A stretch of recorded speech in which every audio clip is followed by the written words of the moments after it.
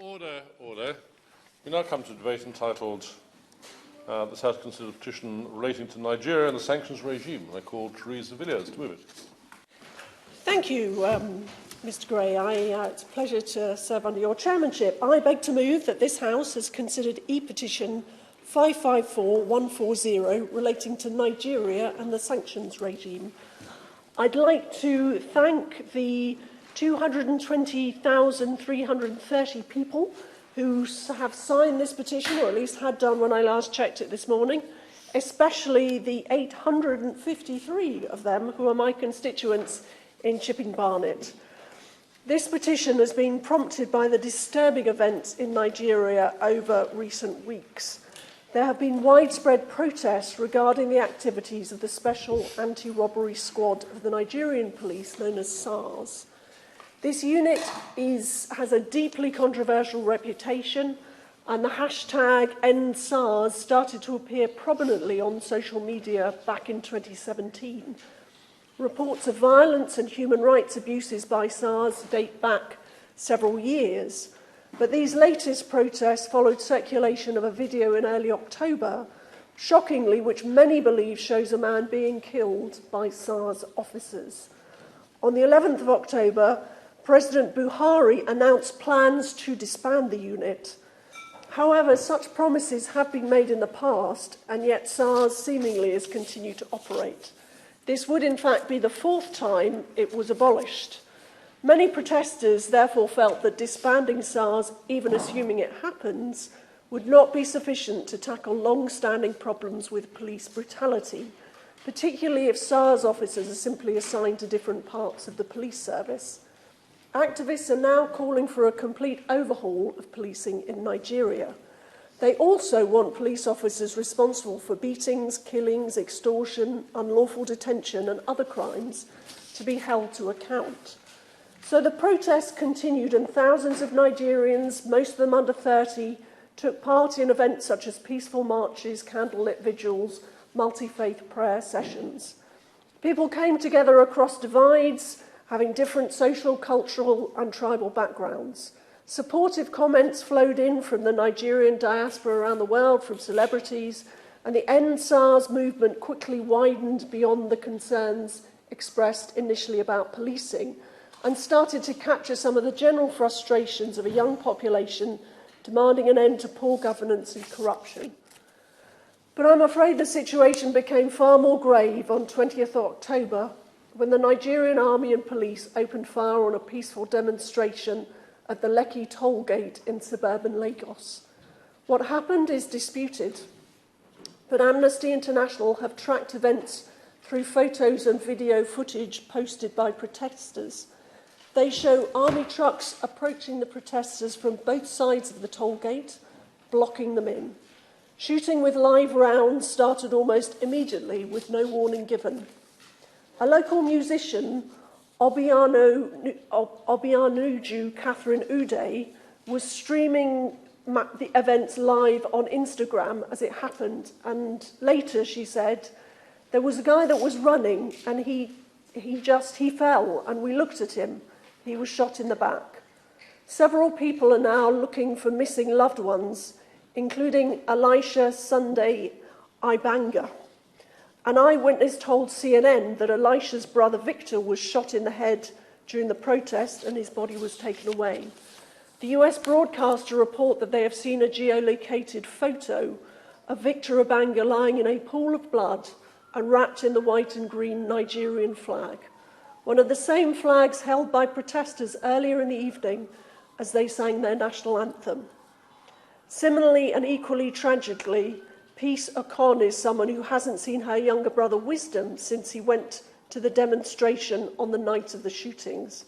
She said, I've gone to hospitals, I've gone to police stations, I've gone everywhere, I can't find him. It isn't clear how many were injured or lost their lives in Lekki, but Amnesty International estimate that 56 people have died since the protests began. And they've documented many instances where excessive and disproportionate force has been used to try to control or stop protests. The shootings at the Lekki toll gate have sent shock through many in Nigeria. For many, it seemed like the last straw. The government there has promised judicial panels of inquiry to investigate what happened, but there is widespread scepticism about whether these processes will be effective in holding to account those responsible for the bloodshed and the human rights abuses which have occurred. And that concern is, I believe, felt by many constituents here in the UK, especially those with heritage or family links to Nigeria. This is illustrated by the huge support for this e-petition we're considering this evening, which asks the UK government to consider imposing sanctions. Now, as I read it, the petitioners are asking for Magnitsky-type sanctions against named individuals within the Nigerian government and security forces.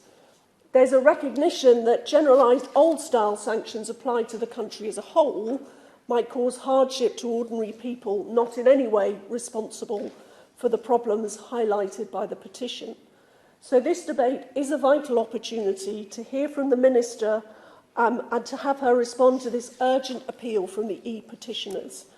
An appeal that the government consider imposing targeted sanctions against certain individuals believed to be culpable in relation to the violent and excessive police response to peaceful protests in Nigeria. The new Magnitsky sanctions regime started to operate in July, and I believe its creation is one of the best and most important foreign policy decisions made since the Conservatives returned to government in 2010. It puts us ahead of many other countries in showing how seriously we take human rights abuses around the world. It even, I gather, earned us praise from Guy Verhofstadt, which is undoubtedly a rare thing. But I believe that the petitioners have a credible case for the imposition of individualised sanctions such as travel bans and asset freezes. Now, of course, I appreciate there are real sensitivities about anything which might be considered interference in the domestic affairs of another country, especially where there was a previous colonial involvement. But I still hope that ministers should give serious consideration to what the e-petitioners request. And my second ask of ministers is that they provide reassurance about UK aid and security programmes which involve Nigerian police, military and security forces. In their responses to written questions on this matter, the government has emphasised these programmes are intended to improve transparency and accountability, as well as strengthen respect for human rights, the rule of law and protection of minorities. But I know my constituents signing this petition want more clarity and certainty about what these UK programmes have achieved and how they're assessed. I believe they'll be reassured if we have a clear statement that no UK taxpayers' money can be misused by security forces in Nigeria or in any circumstances deployed on activities which suppress peaceful protests. My third question for ministers is what representations they have or are prepared to make to the Nigerian government about human rights abuses against Christians. Charities such as Christian Solidarity Worldwide and Open Doors have documented a worrying increase in attacks on Christian communities in Nigeria by terrorist groups over recent years, and their plight must never be forgotten. Fourthly and finally, I would ask ministers to step up engagement with the Nigerian diaspora in the United Kingdom. There are many British Nigerians who want to deploy their knowledge and their understanding of the country to help shape the UK's response to unfolding events in Nigeria. Worried about the situation and distressed about the Lekki Tollgate tragedy and other loss of life, they're brimming with enthusiasm to help, to make a difference and to be involved in building a better future for Nigeria. In this regard, I particularly want to thank my constituent Lara Ayodeji Akindeji for contacting me to share her concerns and offer her help. Her support and briefing for this debate has been invaluable. So my final request would be to ask the Minister to meet me and a group of constituents to discuss these matters further. Mr Gray, Nigeria is a country with so much going for it. A young and hugely talented population, massive natural resources and a rapidly developing economy. If the End SARS protesters secured the reform and the improved governance they're demanding, Nigeria could become a formidable economic powerhouse, and the diaspora community here can be a vital bridge linking our two countries in a brighter future of increased trade and prosperity in the years to come. Thank you. The question is, this House considered e-petition 554150 related to Nigeria and the sanctions regime. Kate or someone? Thank you, Mr Gray. It's a pleasure to serve under your chairmanship, and I thank the honourable member for Chipping and Barnett for her passionate opening for this debate. I would also like to thank Silas Oja for creating this petition, which now has more than 220,000 signatures, including almost 2,000 of my own constituents in Edmonton who signed the petition we are debating today. And I'm sure that I'm not the only member to have been inundated with messages from constituents in recent months, urging them to do whatever they can to lend their voice to the End SARS protests. As the chair of the All-Party Group for Nigeria, I was particularly keen to speak on this debate and highlight the need for the UK to stand with the Nigerian people against an increasingly cruel and brutal regime. The situation in Nigeria is incredibly serious, with tragedy after tragedy unfolding on the streets in state after state, as the Nigerian government and its security forces take ever more repressive measures to end a protest movement, which has given hope to millions across the globe. The End SARS movement is not just about disbanding the special anti-robbery squads. It is a movement led by the youth of Nigeria who took to the streets of Nigeria peacefully, demanding an end to brutality, extortion and extrajudicial executions, and for a truly democratic Nigeria. The bravery of the youth-led movement will never be defeated. Today, we need to consider how the government should respond to both the movement itself and the violent actions of the Nigerian regime. However, we must also take this opportunity to look beyond sanctions to a way in which development funding is spent in Nigeria. Instead of funding corrupt security services and investing in projects which do not benefit ordinary Nigerians, we need a new focus on poverty relief and anti-corruption programmes. Mr Gray, it is vital that we recognise the role of the UK and how these events have unfolded in Nigeria. Despite previously stating the opposite, the government has now admitted to funding SARS units for the last 4 years. That funding not only included the provision of training to those units, but the supply of equipment. At the very moment in which Amnesty International had declared SARS units to have been involved in extrajudicial killings, corruption and torture, the government was using the aid budget to train and equip those units. In fact, between 2016 up to this year, more than 10 million went towards programmes from which SARS units benefited. That is not only immoral, it makes it harder for UK to play a positive role in Nigeria during this vital period. How can the government, with a straight face, call for an end to violence against protesters, having helped train and equip the security forces who are carrying out that violence? So today, I hope the Minister will publicly apologise for the decision to fund SARS units and pledge a full and independent inquiry into this matter. Mr Gray, the 20th of October 2020 will be remembered as the Lekki Tollgate massacre, the day a deliberate and coldly calculated attack on peaceful Nigerian civilians was carried out by the Nigerian army. The Nigerian government has since taken part in an attempted cover-up of this massacre. Security forces in Nigeria make muted responses to the murder of protesters.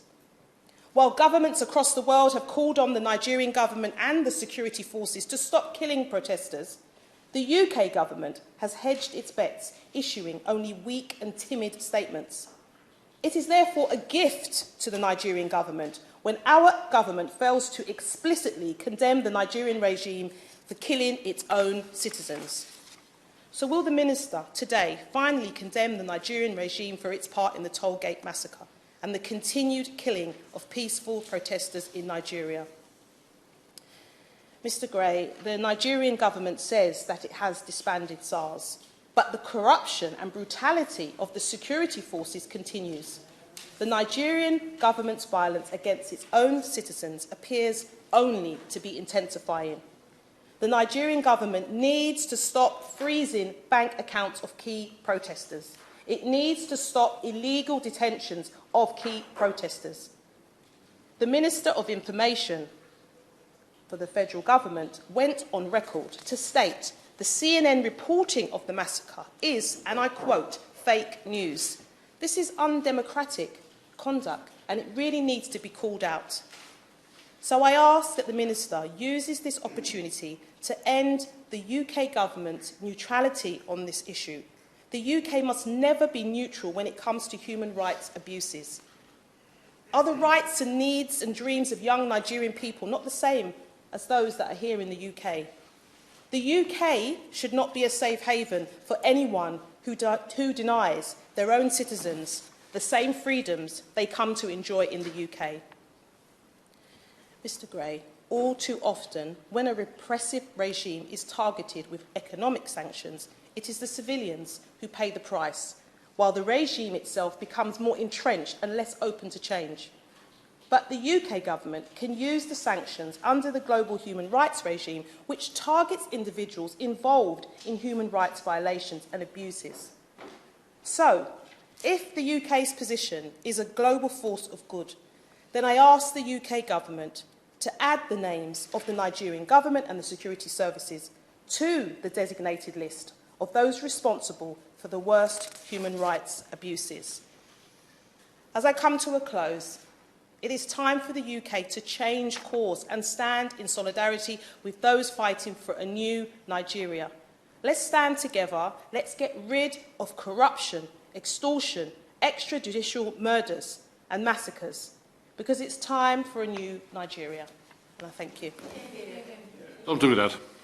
Thank you, Mr. Gray, for calling me to speak. And I must say it's a pleasure to follow my honourable friend, the Honourable Lady for Edmonton, who speaks quite rightly with great passion about one of the great countries in this world that is sadly being racked by violence, and violence against young people. Now, I would argue that the greatest book in the English language, and I know there may be some debate about this, but the greatest book in the English language is Things Fall Apart by Chinua Achebe, the great Nigerian writer. And the beauty of that book is the way it explains the challenge of changing generations to live together, and the way it speaks about values falling away and community being eroded by outside pressure. What we're seeing in Nigeria today is part of that story. It's a tragedy that we are watching. It's a tragedy that we are all witnessing, because as we see things falling apart, the pressure this time is not foreign colonialism, forgive me. The pressure instead is corruption and violence and attempts at control. And that's why I totally agree with my honourable friend, the member for Edmonton. We need to call out the corruption. We need to use the powers that we have in this country to stop those who are profiting from the wealth of that great nation and hiding it here. Now, some people will remember when General Gowon left Nigeria with half the central bank, so it is said, and moved to London. We know that today, even now, in this great city of ours, there are, sadly, some people who have taken from the Nigerian people and hidden their ill-gotten gains here. We know that our banks, sadly, have been used for that profit and for that illegal transfer of assets. And that means that the UK is in an almost unique position in being able to actually do something to really exert pressure on those who have robbed the Nigerian people.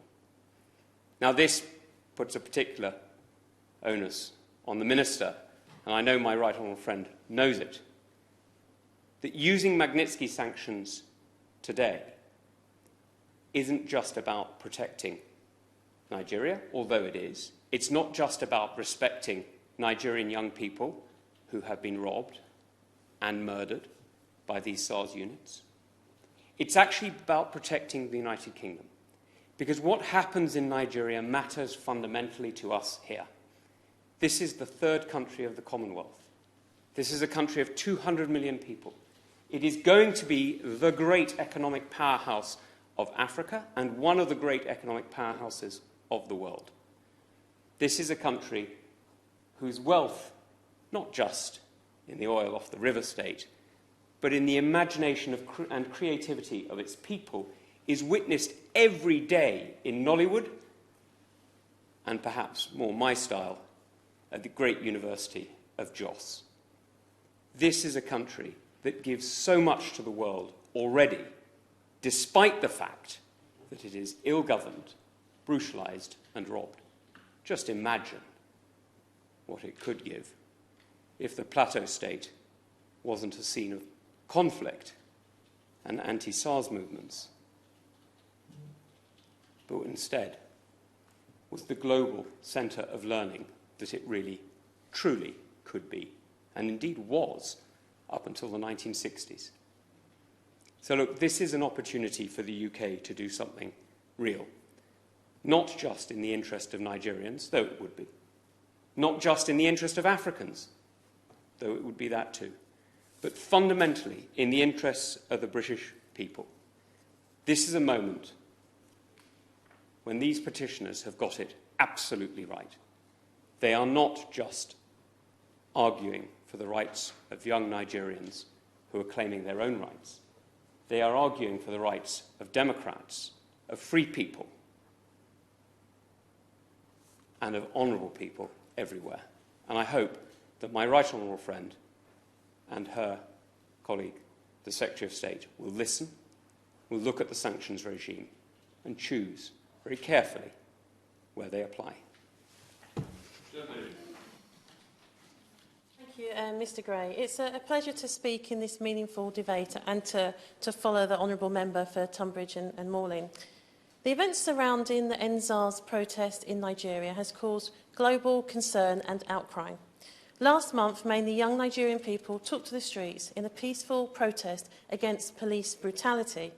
And on the 20th of October in Lagos and in other parts of the nation, the military are alleged to have attacked peaceful protesters with disproportionate force and have killed and injured civilians. The world watched the horrific videos. The world saw the awful pictures from the scene. The world heard the eyewitness accounts from survivors who managed to escape the horrors of that night. Human rights agencies such as Amnesty International have supported these claims. Despite the overwhelming evidence, Nigerian government and military initially denied that the military were at Lekki and labelled the events as fake news. Media companies received a memorandum from the Nigerian National Broadcasting Commission to silence them, not to embarrass individuals, organisations, government, cause disaffection or panic to the society at large, following reporting on the events of that dreadful night. Consequently, some media houses who did report on the events were fined. The bank accounts of some organisers involved in the protests have been frozen by the Central Nigerian Bank pending investigations. Some organisers involved in the protests have been arrested or harassed by the authorities. These actions equate to the preventing and indeed stopping free speech and the right to peaceful protest by the state, and this is unacceptable. Peaceful protests are vital to the functioning democracy and are a fundamental human right. These rights should be upheld and respected. Many of my constituents who have a Nigerian background are in great distress. Those that have relatives and friends in Nigeria are concerned about the safety of their loved ones and have contacted me about this situation. I indeed have close friends in Nigeria who are also deeply concerned and have contacted me about this. They all ask for one simple thing, that the UK government defends the right to peaceful protest and free speech and ensures that those within the Nigerian government and army are held to account for the atrocities committed against peaceful protesters. Given the shared history between the UK and Nigeria, and as a fellow member of the Commonwealth and ally, the UK has its duty to stand up for human rights of Nigerian citizens. In the case where Nigerian officials are avoiding accountability over the killings of protesters, I believe that the UK should be looking to impose sanctions on state officials involved in the human rights abuses of Nigerian citizens. In July of this year, the Secretary of State for Foreign Commonwealth and Developmental Affairs introduced the Global Human Rights Sanctions Regulations. Under this statutory framework, priority themes relate to cases that threaten media freedom and human rights defenders. Furthermore, another priority theme considers cases where the relevant jurisdiction law enforcement authorities have been unable or unwilling to hold those responsible for human rights violations or abuses to account. The government clearly have the tools to ensure that Nigerian state officials respect the constitutional and fundamental human rights to protest and free speech. If those who ordered and facilitated the killings and harm to protesters are not held accountable, then the UK government should advocate for independent investigations to take place. And following investigations, any individuals found responsible for these atrocities of human dignity must face sanctions. Right. I'm very grateful, Mr Gray. It's a pleasure to serve under your chairmanship, and it's really good to see you looking so well. I'd like to thank the Honourable Member too from Chipping Barnet for introducing this debate, for her passion, and also to all of my honourable friends, also for their passion, their expertise, and their clear demands that we're making today in this chamber. And it's good to hear that the demands are unanimously held across what is sometimes a divide. As we know, the SARS police unit was suspected of abuses against thousands of innocent Nigerians over the past 28 years. It's sadly clear that Nigeria does have a serious problem with abuses of state power and with corruption which goes way beyond SARS. The protest movement that we are seeing rise in Nigeria wants all of these abuses addressed. SARS and other police forces were well known for targeting young people, for arrests, extortions, beatings, almost at random. I'm told if you're young, if you have the wrong hairstyle or clothes, or if you're driving a car and playing music, you could be targeted. Your money and your possessions could be seized with no evidence, and people know if you resist, you will be beaten and possibly killed. SARS created an environment of fear and injustice, and until the protest, there was no real sign that those in power were listening or prepared to act. It appears to be, sadly, just the same with many other issues in Nigerian society. There's terrible unemployment, there's little access to healthcare and to education, and a poverty rate as high as 70%, according to Oxfam. The people of Nigeria have the right to come together and call for an end to those injustices. But as we know, in recent months, their peaceful, powerful actions have been met with horrific violence.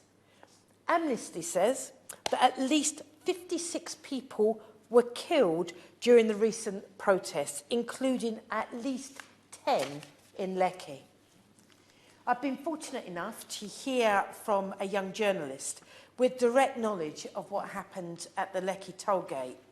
And she told me, and I'm going to read out her words. She said, and I quote, "It was devastating, something you don't want to imagine.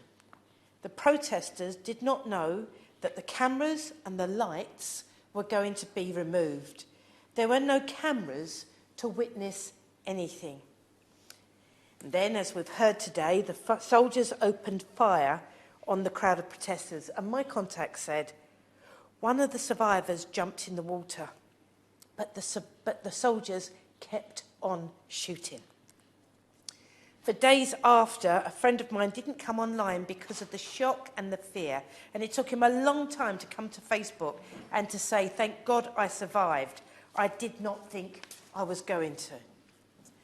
She said, someone else I know left the toll gate with a bullet in him, and later they moved all the bodies so that there would be no evidence.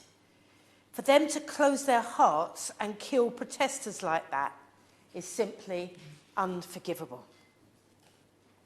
The response from the authorities who feel threatened by the protests has been insidious, as we've heard. Media agencies have been fined for telling the truth. Bank accounts of activists have been suspended because supposedly they finance terrorism. And government spokespeople have even blamed the protesters for a rise in food prices.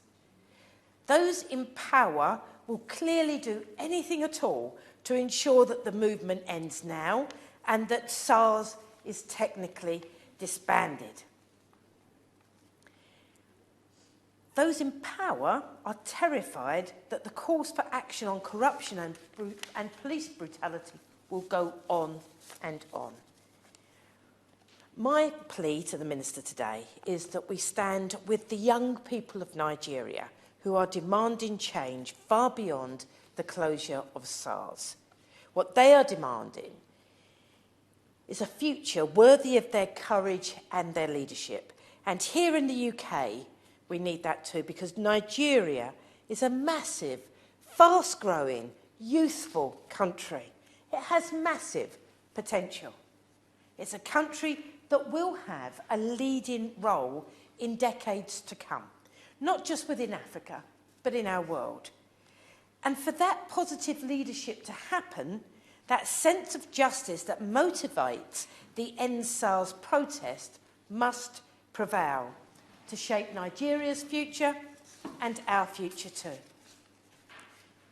So, Minister, I don't think that words from the government today are going to be enough, because I think we've got to show our solidarity, demonstrate it, by identifying and targeting those that we know are responsible for terrible violence and abuses that the activists have faced. The least we should do is to make sure that those who have murdered Nigerians and deprived them of their human rights aren't able to benefit from trade or travel to the UK. In my view, that should include the leaders of the government and the military who are now, even now, refusing to allow transparent and fair investigations to happen and for justice to be implemented. What I want to hear from the Minister today is that a list of Magnitsky, I never say that word properly, sanctions is being created and action against those on that list taken in weeks and not years. Our role in this must be, I think, to work with all that we can to identify those responsible and ensure justice is done. And I would be so very grateful if on this occasion the government acts decisively. I will tell you.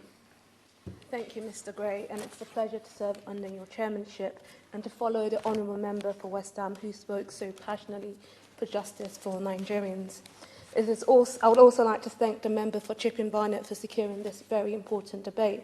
Now, this, of course, was a popular debate, and it's unfortunate that my honourable friend, the member for Vauxhall, was not called to speak in this debate, and she sends her solidarity with the End SARS movement.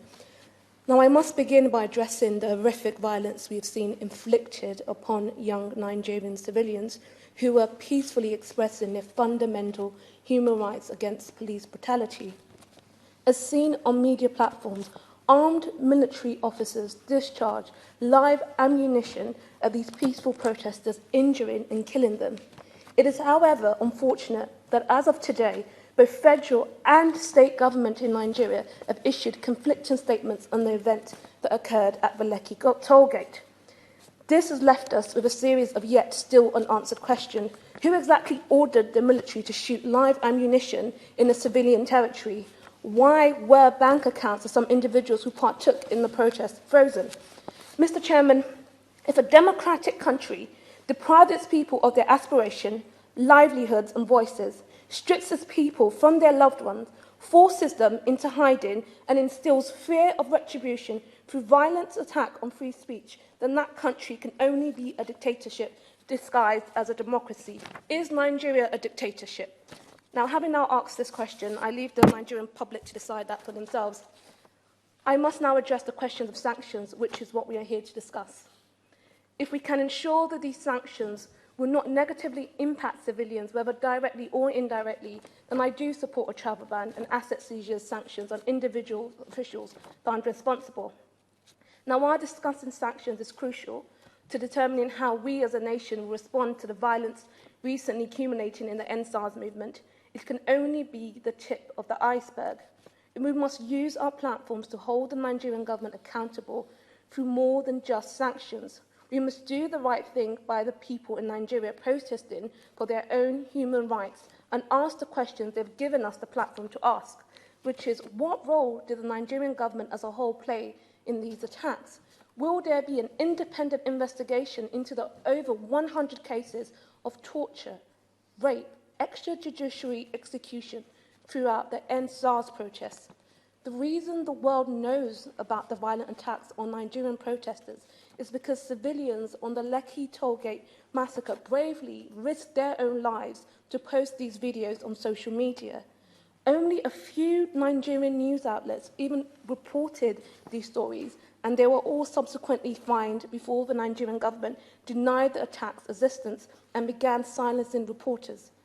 Agencies and individuals have since blamed one another. No one seems to be taking the responsibility. Nigerian civilians risk everything to give themselves a voice, and that they use to expose the atrocities inflicted upon them. And today, 4,000 miles away, the Nigerian government is strangling that voice with a proposed social media censorship bill. We must demand transparency of what is happening to civilians and amplify that news using our platform. We must continue to seek clarity on what happened on October the 20th, when power was cut from the Lekki Tollgate and SARS police forces began spraying protesters gathering there with bullets.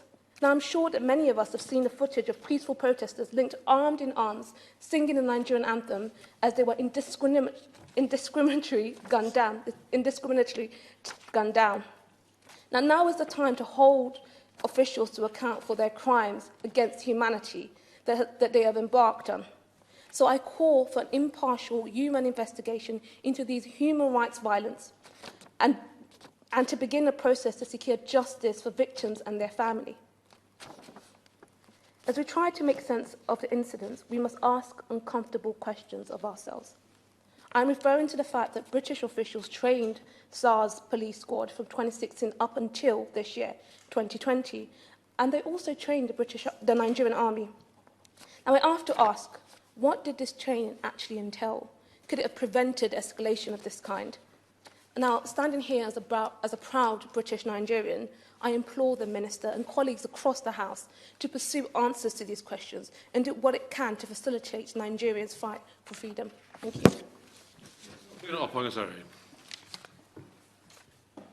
Thank you, Mr Gray, for chairing this debate, and it's an honour to follow my honourable friend for Coventry and North West.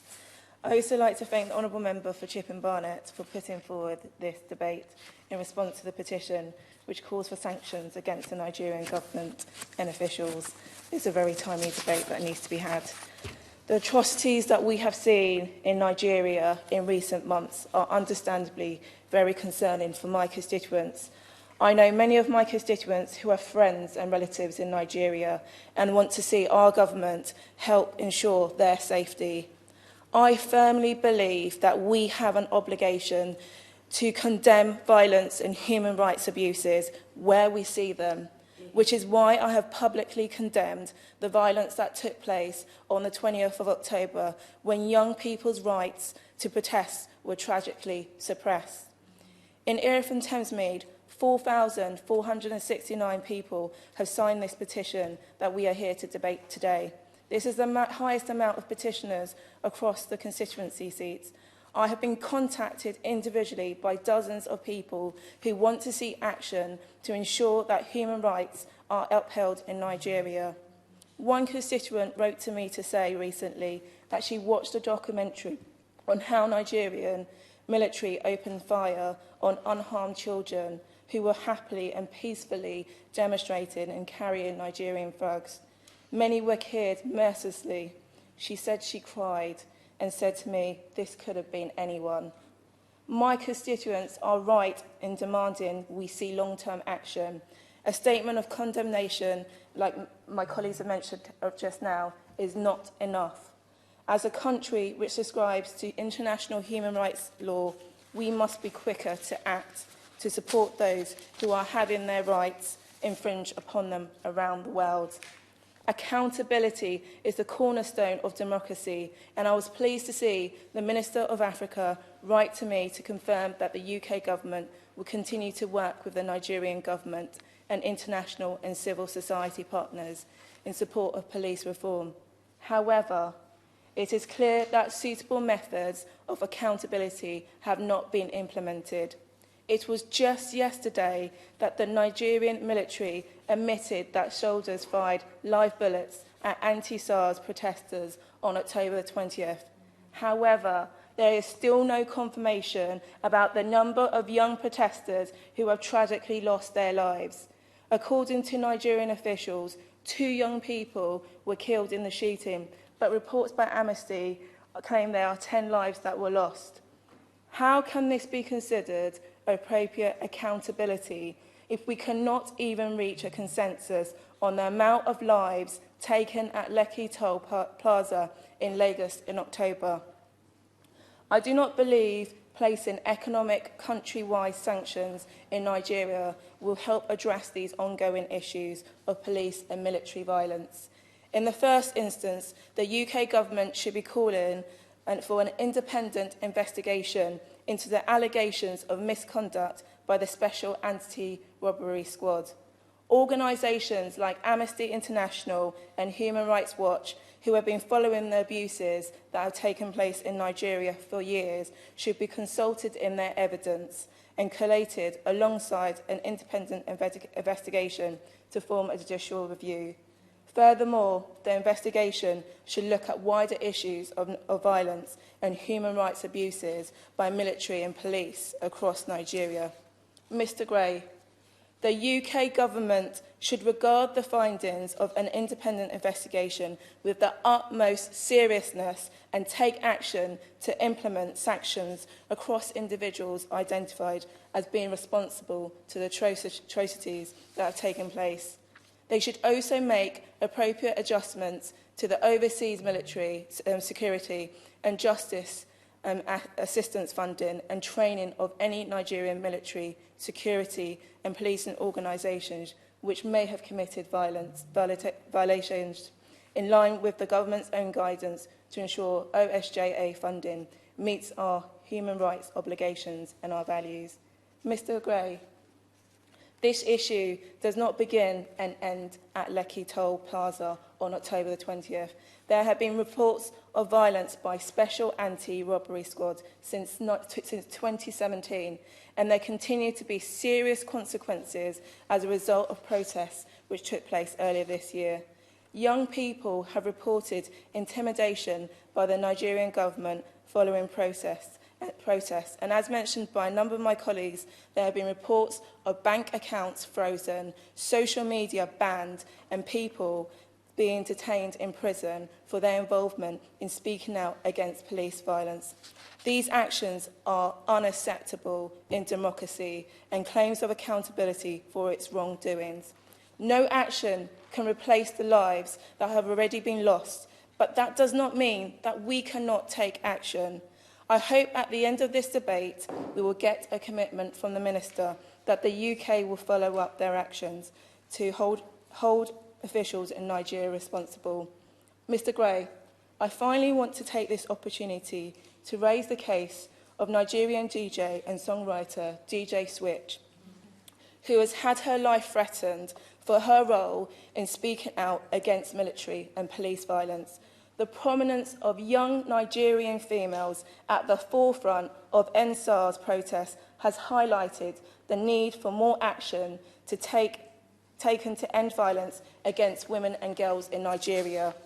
Will the government take this opportunity to ensure that these actions in upholding human rights around the world extend to protecting women and girls against violence. Thank you, Mr Gray. Alan Smith. Thank you, Mr Gray. It's a pleasure to serve under your chairmanship and a pleasure also to take part in such a cross-party consensual discussion, and glad to hear some excellent contributions from honourable and right honourable members across the House this evening about events in Nigeria. I'd also add my warm congratulations to the right honourable member for Chipping Barnett on bringing this forward and the drafters of this petition. I'd above all else, though, commend the NSARS movement, which I think has done so much to shine a bright light on the corruption and oppressive practices of the regime in Lagos.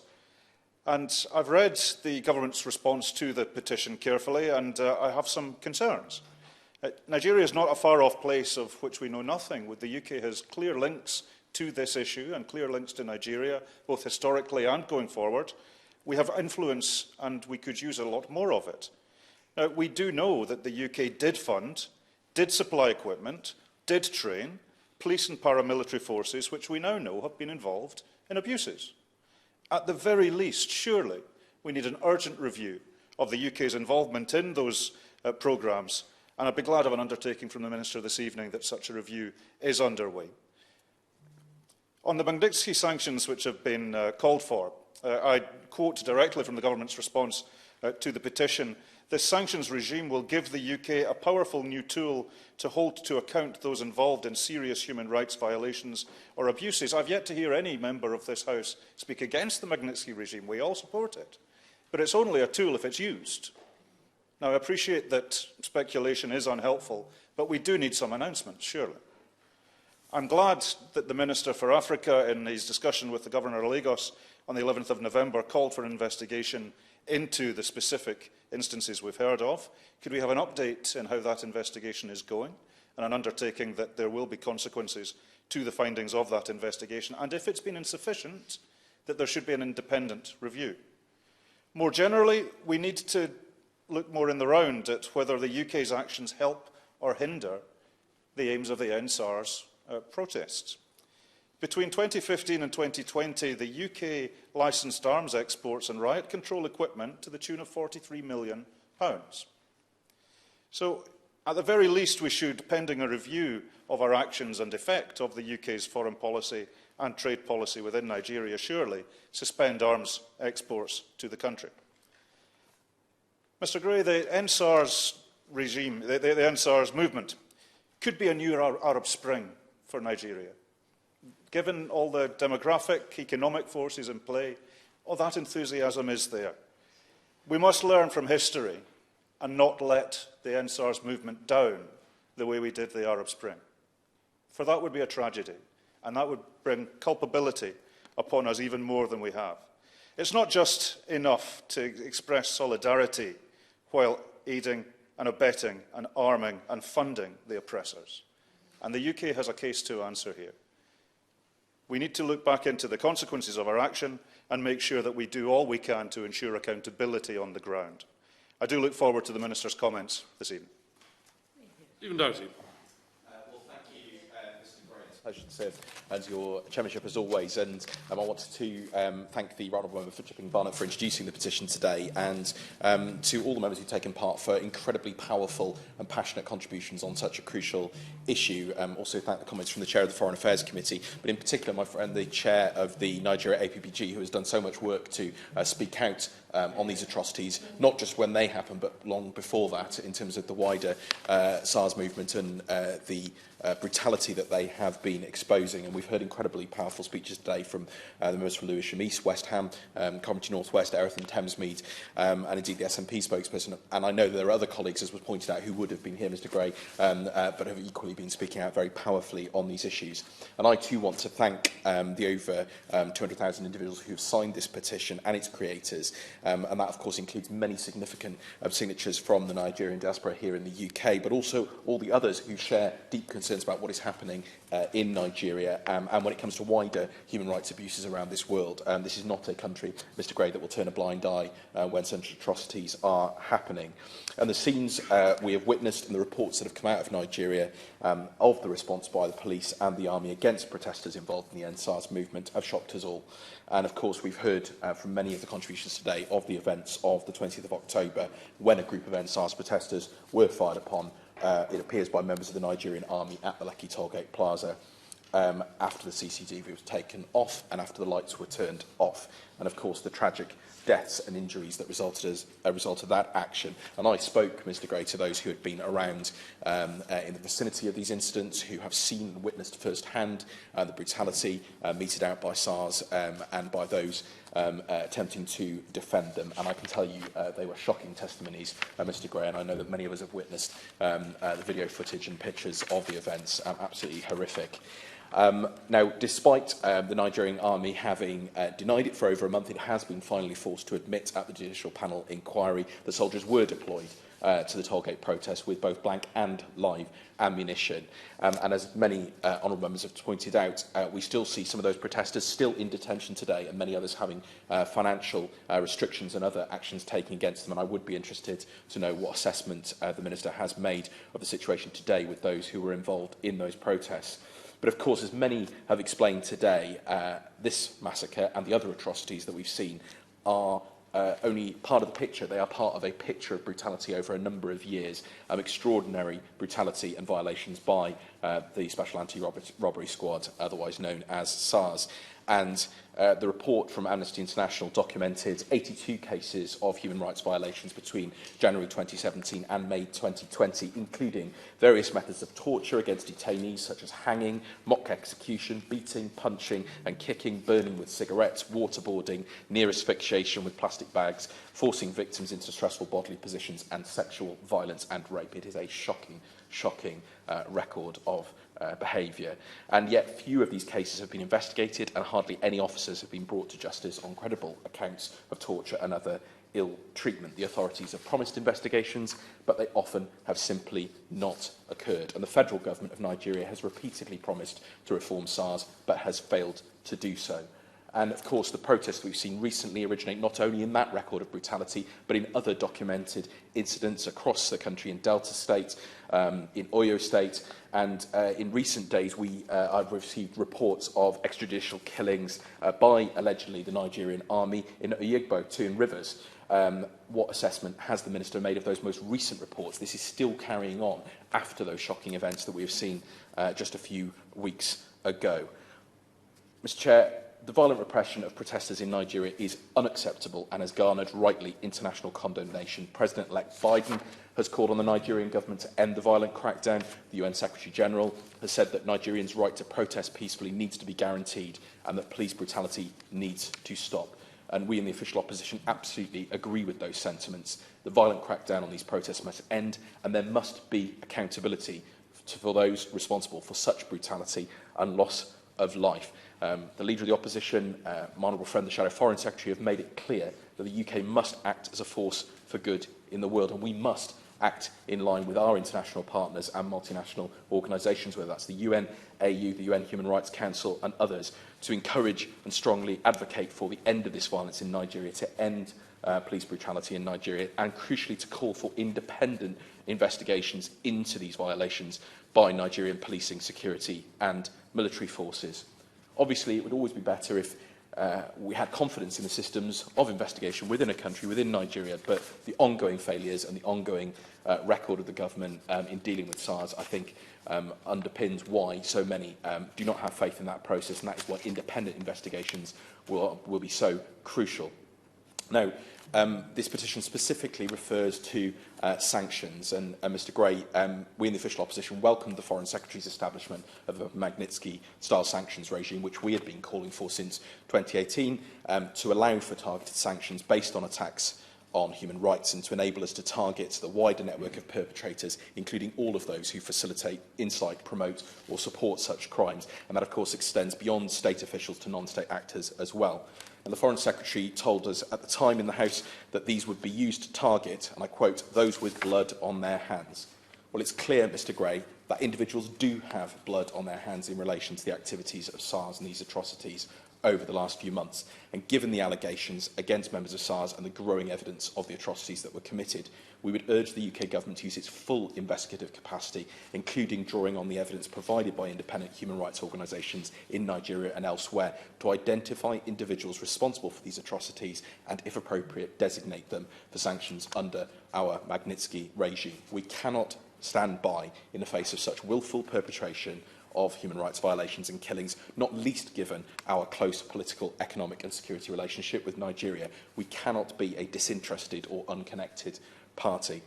I want to turn, Mr Gray, to the UK's own role in relation to SARS, and we've heard this from a number of members in the debate so far. Despite initially denying it, the Minister for Africa has admitted that through the Conflict Stabilisation and Security Fund in Nigeria, SARS members were trained as part of the Nigeria policing programme, and that the UK government has been involved in training of members of SARS, despite that happening during a time when there were ongoing public, well-known allegations of extrajudicial executions, extortion, torture and rape by this unit. And I'm sorry to say, Mr Gray, but this is while shocking, it is unfortunately not an entirely unexpected revelation to me. And it's also not surprising, and I have the review of the programme here, Mr Gray, that this was a programme led by the Foreign Office rather than DFID. Of course, UK support for security and justice reform in countries around the world can have positive impacts. But what's absolutely clear to me is that in a growing number of cases, it is not clear what impact we are having, or whether in the worst cases we are actually supporting agencies who have a role in committing atrocities or human rights violations.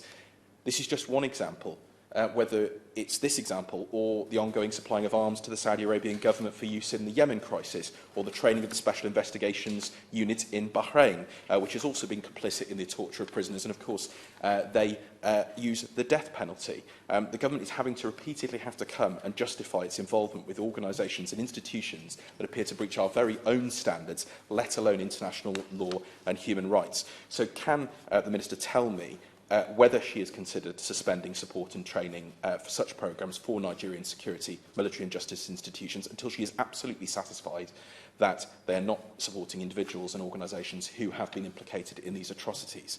And will the government commit to a review of the effectiveness of OSJA projects? I was extraordinary to reading the summary, Mr Gray, to find that the programme was listed as scoring an A and an A in 2018-19, and that the risk was only medium. This does sound to me to be completely, out of kilter with the facts that we have heard today and that we've been hearing for many, many years. And of course, looking beyond Nigeria, given the deeply concerning news that we're hearing coming out from locations across Africa in recent weeks, what measures is the government taking to protect human rights across the continent and to tackle those responsible, whether those responsible for atrocities in Ethiopia or those who are involved in suppressing the democratic process in Tanzania and Uganda? We cannot have impunity for those taking out atrocities or war crimes, whatever their role or status, whether that's official, unofficial, official government sources, official military sources, or irregular forces who are acting on behalf of different groups, whether those are central governments, regional governments, rebel groups. It doesn't matter who they are. We cannot have impunity for those people who are carrying these out. And it appears to me a double irony, Mr Gray, that we are seeing support for wrong programmes like this when the government, we hear, is proposing cutting the right programmes, proposing cutting the 0.7% target, proposing cutting support to development and peace programmes across the world. And I hope the Minister will be able to perhaps reassure us that that is not going to happen. But Mr Gray, in conclusion, from the Black Lives Matter movement in the USA to the NSARS movement in Nigeria, it's clear that any democratic government must respond to the needs, first and foremost, of its citizens in providing policing and security that is accountable to the people that it serves, does not hold itself above the law, but defends the law and conducts itself in line with the principles and values that underpin it.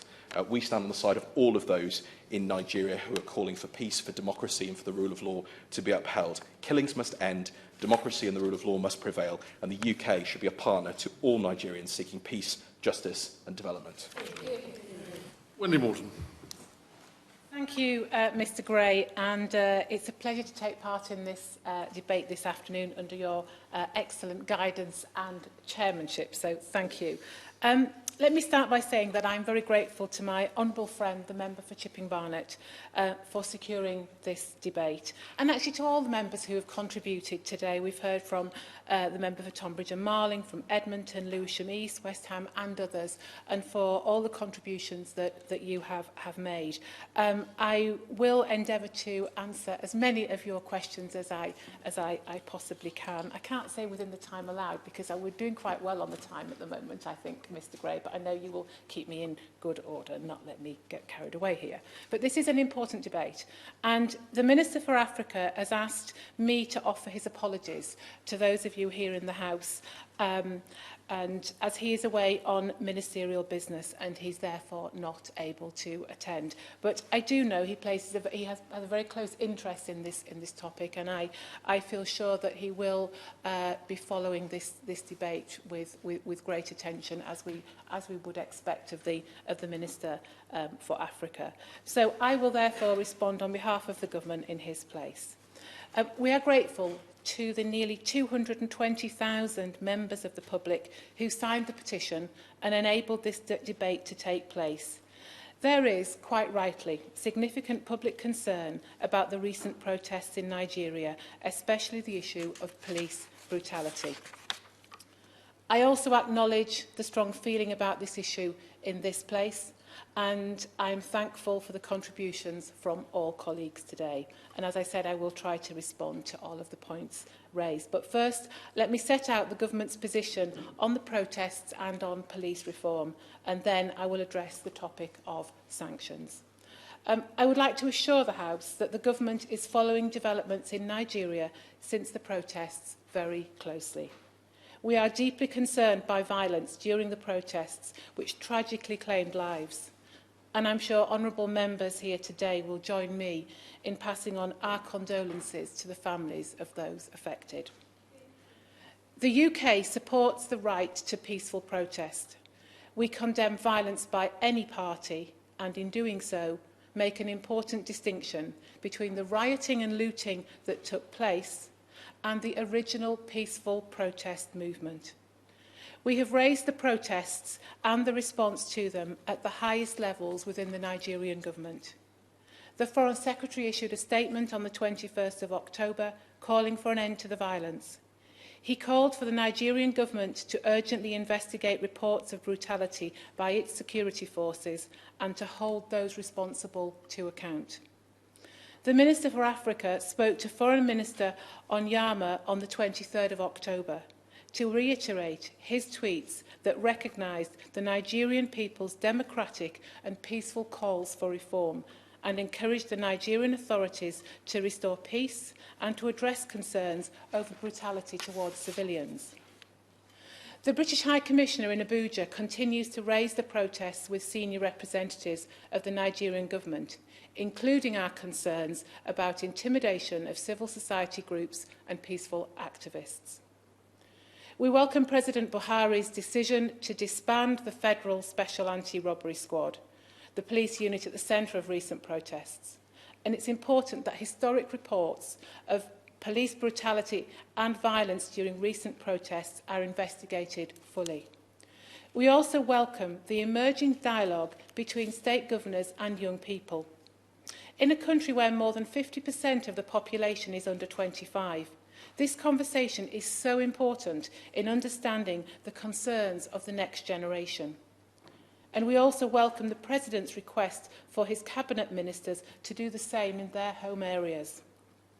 And lastly, we welcome the establishment of judicial panels of inquiry to investigate all the alleged incidents. I can also update members that the Minister for Africa spoke to the Governor of Lagos on the 11th of November, and he also spoke to the President's Chief of Staff, Ibrahim Gambari, on the 21st of November. He stressed the importance of police and military cooperation with the panels. He also expressed the urgent need for panels to progress investigations, including into the incident at Lekki.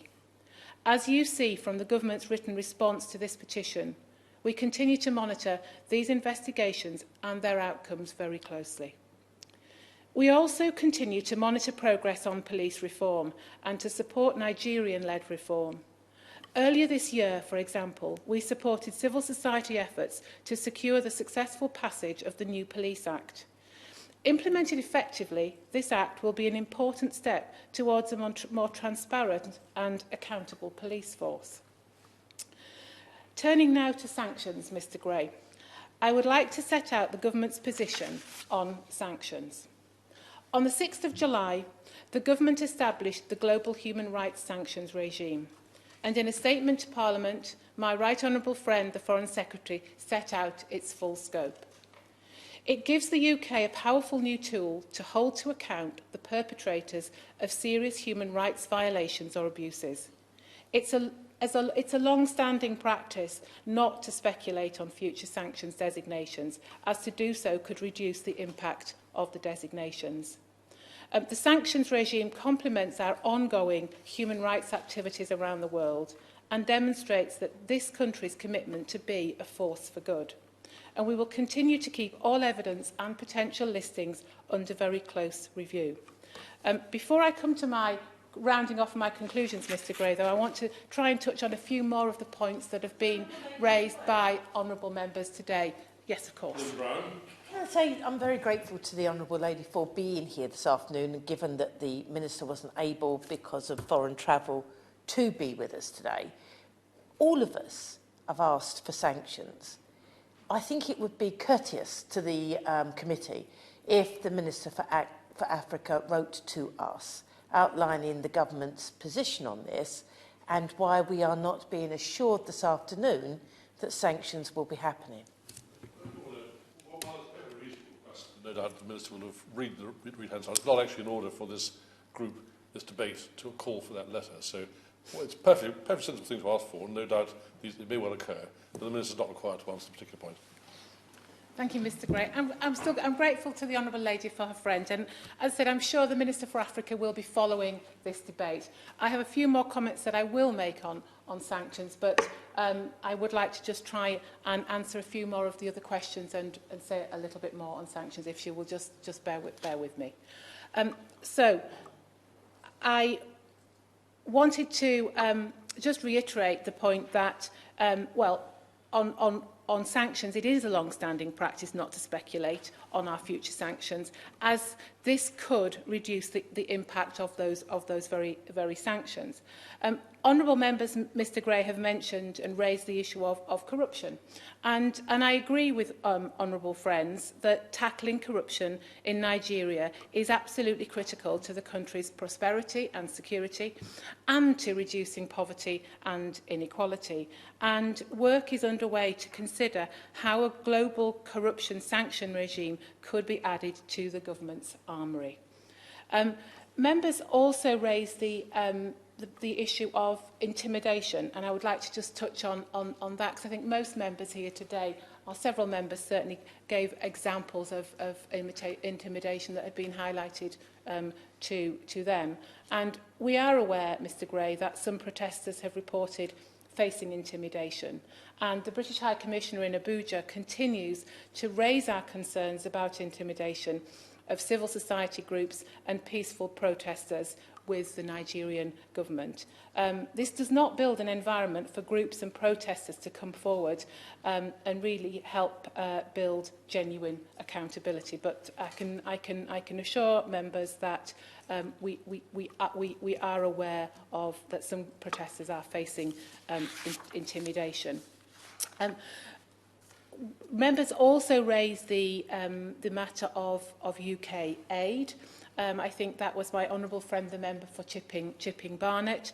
And I would like to just say that and reassure her that no UK taxpayers' money goes directly to the Nigerian government. The UK provides assistance to Nigeria to meet immediate humanitarian needs and to address long-term structural issues. While I'm on the topic of aid, I know the honourable gentleman opposite does try to tempt me regarding the 0.7% commitment, but as I'm sure he would anticipate, I'm not going to speculate ahead of any spending review.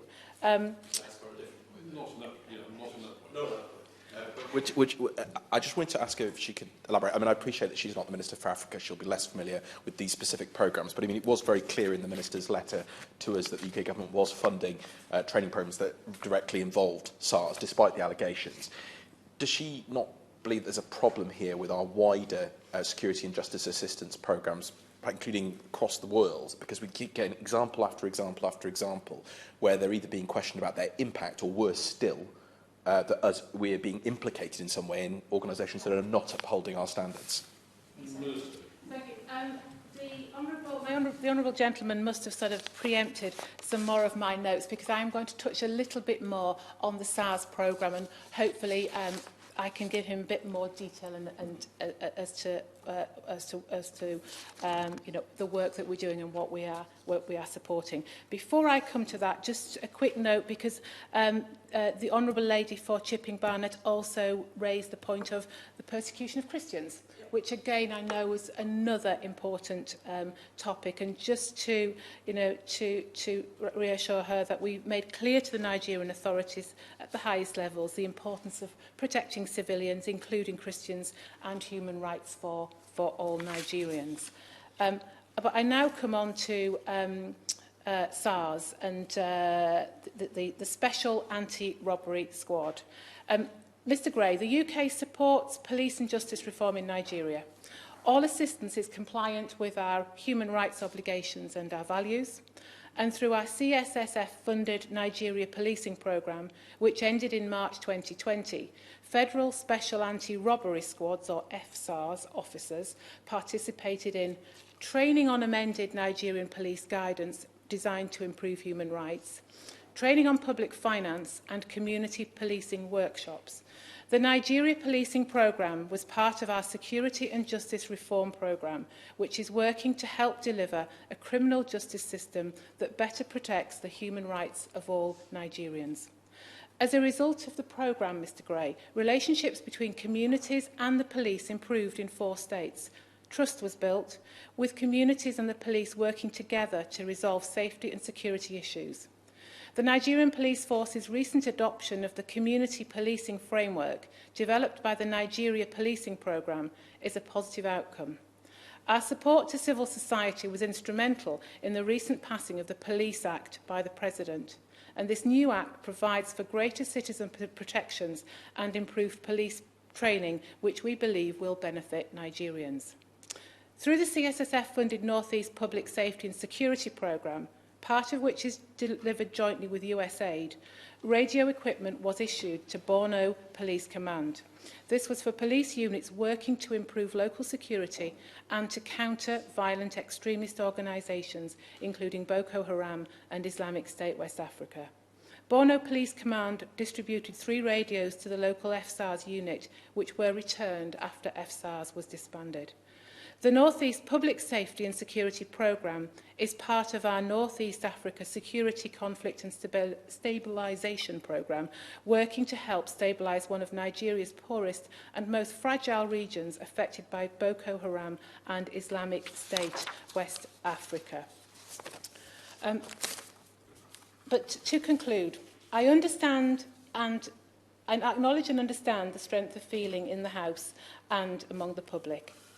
The UK and Nigeria have a long and close relationship that extends beyond our governments to our people, especially through the British Nigerian diaspora community, which contributes so much to this country.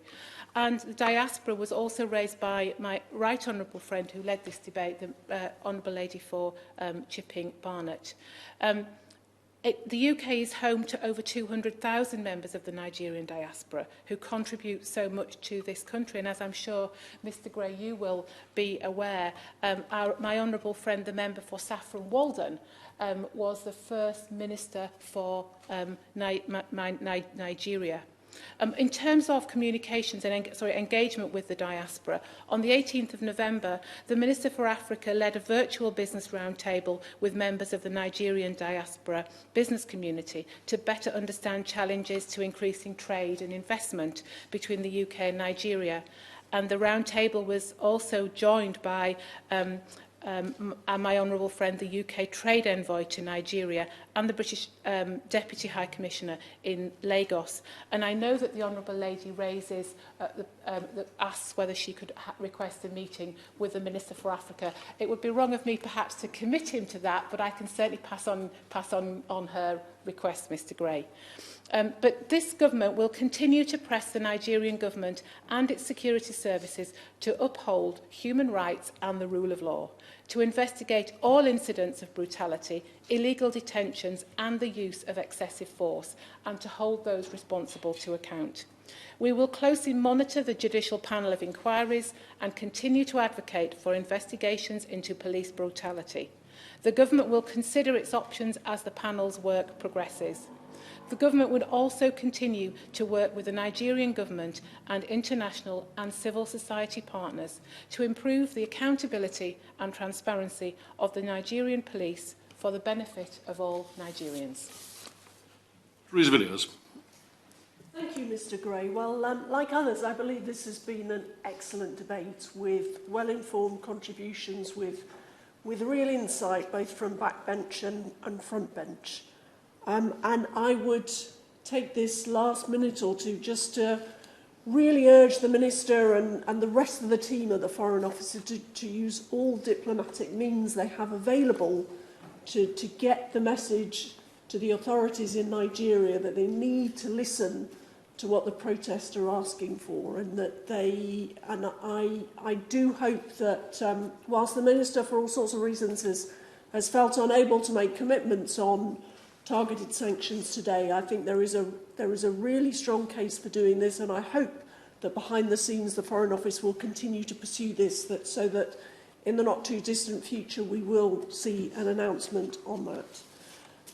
We've heard obviously in this debate some really disturbing accounts of what happened at Lekki, but also of a long history of brutality and extrajudicial killings, and particularly grim accounts were recounted by the Shadow Minister. But I very much hope that we also take away from this debate the optimism that I think everyone showed about the future for Nigeria. It has so much potential.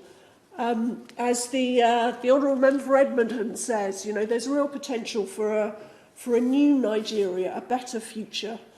And I hope that these protests do signal a real change towards addressing those concerns around corruption, around brutality, around poor governance. Because if those issues are resolved, if we see real progress on that, we can see huge success and flourishing in Nigeria, not least in economic terms. So it's been my privilege to lead this debate.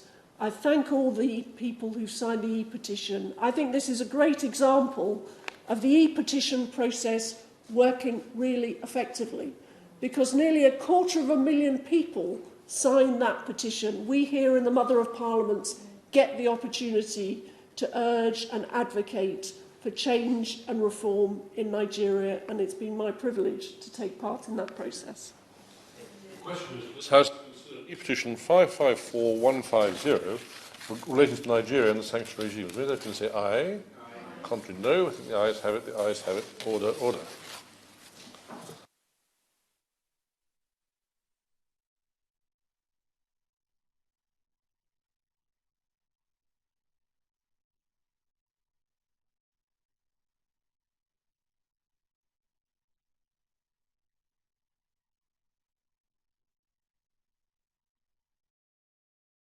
The proceeding has ended.